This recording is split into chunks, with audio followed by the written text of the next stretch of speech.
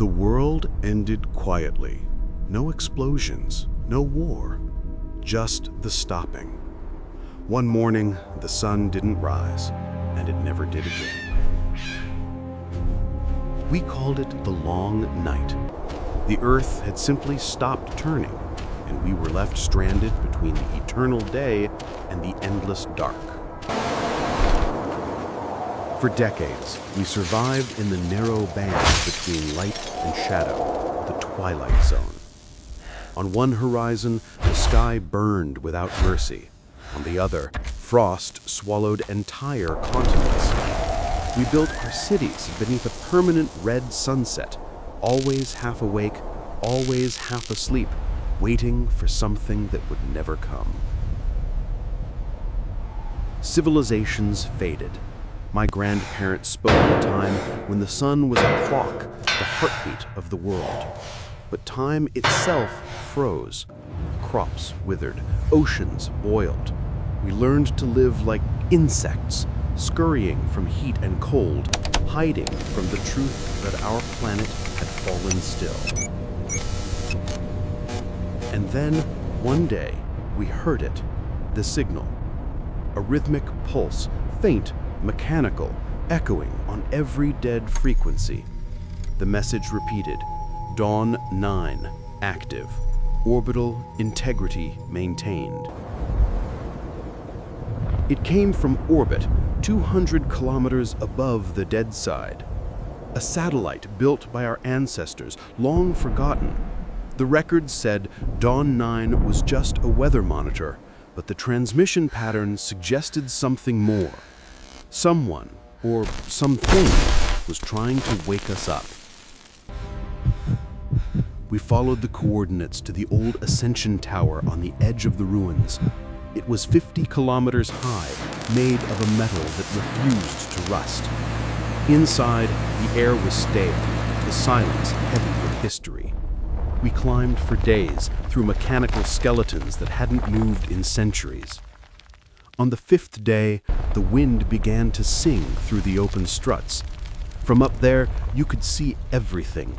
The frozen plains glittering like broken glass, the burning deserts on the far side glowing red as magma, and above it all, the faint glimmer of Dawn 9 tracking across the bruised sky. At the observation deck, we found the control interface covered in dust. When it powered on, the screen displayed a single line of data. Initiate reconnection sequence. Beneath it, the date. 2,900 years since the sun had last moved. We didn't know what it meant, but the tower's transmitter still worked, and something up there was listening. Night on one side, day on the other. The twilight shimmered as we sent our response. Static filled the air, and then images. They found me! I repeat, old footage they found fragmenting Send across the extraction to Grid clouds. Charlie immediately! Children playing Don't in wait! shallow oceans, birds drifting through blue skies, the world spinning beneath them. Dawn 9 was transmitting memory. Then the system spoke. Planetary motion control offline. Override key required to restart axial rotation. That was the moment we realized Dawn 9 wasn't built for weather. It was built as the Earth's failsafe. Our ancestors, desperate, had created a machine that could turn the world itself, but they'd locked it for fear of what it might do. Outside, the air quivered. Storms began to churn at the horizon, unnatural and perfectly circular. Dawn 9 was preparing to execute a command that hadn't been given in millennia. We stood before the terminal as the final question appeared on screen. Authorize planet reboot. Yes, no.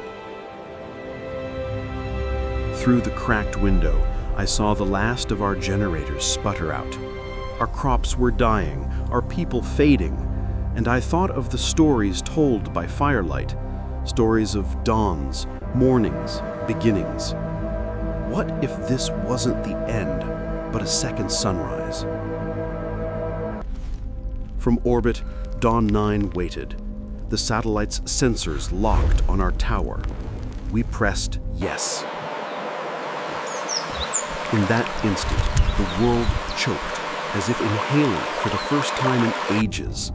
Seismic waves rippled from pole to pole, oceans swelled, geysers erupted, clouds twisted into golden spirals, and slowly, painfully, the Earth began to turn. We held on as gravity fought to remember its rhythm. The sky went black, then blazed white. The edge between night and day widened, flooding every ruin with light. Hours later, or maybe years, no one could tell, the sun rose. We wept, not because it was beautiful, but because it looked exactly as they'd described. Ordinary, bright, alive. For the first time in 1,000 generations, shadows moved. Dawn-9 sent its final message. Cycle restored, protocol complete. Awaiting new directive. But we had none to give. We were the last witnesses, standing on a world reborn, unsure if we'd saved it or doomed it again.